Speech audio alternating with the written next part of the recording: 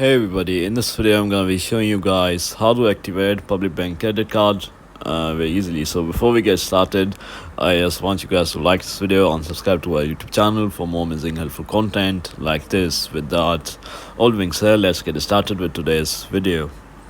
Alright guys, so I'm on this reputable website known as Seminars Only. So to activate your public bank credit card, you need to insert your PBE debit or credit card, and you have to put your key and 6-digit pin, and then you have to select other services, then select card profile, select opt-in for cards not present and overseas retail transaction.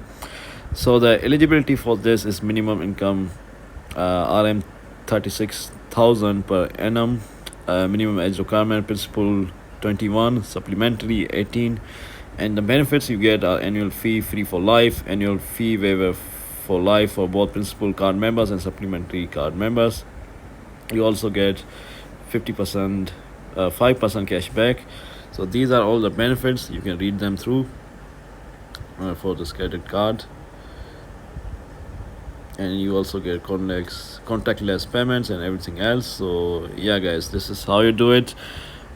Make sure you meet the eligibility requirements and you are set to go.